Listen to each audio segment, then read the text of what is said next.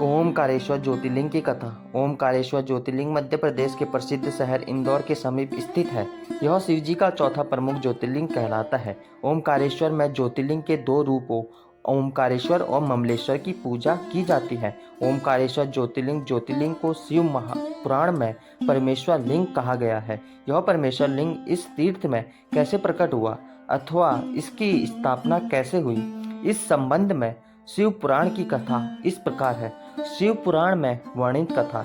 एक बार मुनि श्रेष्ठ नारद ऋषि घूमते हुए गिरिराज विंध्य पर पहुंच गए। विंध्य ने बड़े आदर सम्मान के साथ उनकी विधिवत पूजा की। मैं सर्वगुण संपन्न हूँ, मेरे पास हर प्रकार की संपदा है, किसी वस्तु की कमी नहीं है। इस प्रकार के भाव को मन में लिए विंध्याचल नारद जी के समक्ष खड़े हो गए। अहंकार नाशक श्री नारद जी विंध्याचल की अभिमान से भरी बातें सुनकर लंबी सांस खींचते हुए चुपचाप खड़े रहे। उसके बाद विंध्य पर्वत ने पूछा, आपको मेरे पास कौन सी कमी दिखाई दी? आपने किस कमी को देखकर लंबी सांस खींची? नारद जी ने विंध्याचल को बताया कि तुम्हारे पास सब कुछ है, किंतु मेरु पर्वत तुमसे बहुत ऊंचा है। उस पर्वत के शिखरों का विभाग देवताओं के लोकों तक पहुंचा हुआ है। मुझे लगता है कि तुम्हारे शिखर के भाग वहां तक कभी नहीं पहुंच पाएंगे। इस प्रकार कहकर नारद जी वहां से चले गए। उनकी बात सुनकर विंध्याचल को बहुत पछतावा हुआ। वह दुखी होकर मन ही मन शोक करने लगा। उसके निश्चय किया कि अब वह विश्वनाथ भगवान सदाशिव की आराधना और तपस्या करेगा। इस प्रकार विचार करने के बाद वह भगवान शंकर जी की सेवा में चला गया, जहाँ पर साक्षात ओमकार विद्यमान है। उस स्थान पर पहुंचकर उसने प्रसन्नता और प्रेमपूर्वक शिव की पार्थिव मूर्ति मिट्टी का शिवलिंग बनाई और 6 महीने तक लगातार उसके पूजन में तन्मय रहा। वह शंभु की आराधना पूजा के बाद निरंतर उनके ध्यान में तल्लीन हो गया और अपने स्थान से इधर उधर नहीं हुआ।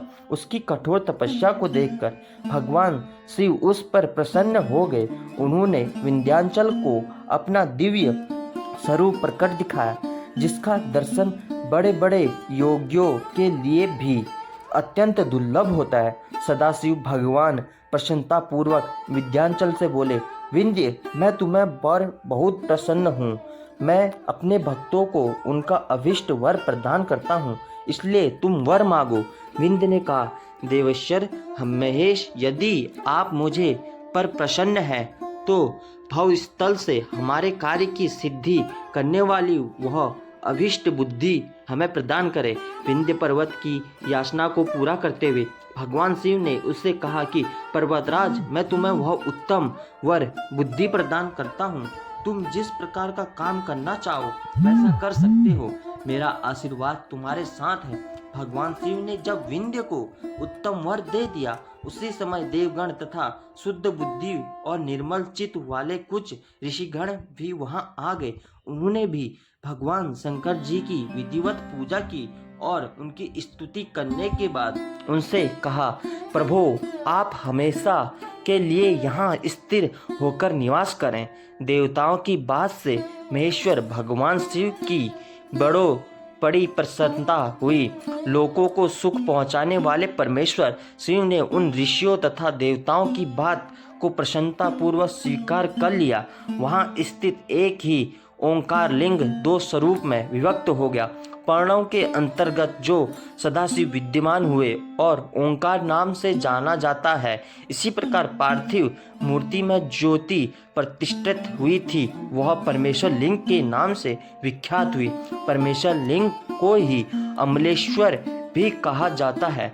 इस प्रकार भक्तजनों को अभिष्ट फल प्रदान करने वाले ओमकारेश्वर और परमेश्वर नाम से शिव के ये ज्योतिर्लिंग जगत में प्रसिद्ध हुए। अगर आपको मेरी यह कहानी सही लगी तो मेरे चैनल को सब्सक्राइब कीजिए ऐसी नई नई वीडियो देखने के लिए। जल्द मिलता हूँ नई वीडियो में। जय श्री राम दोस्तों।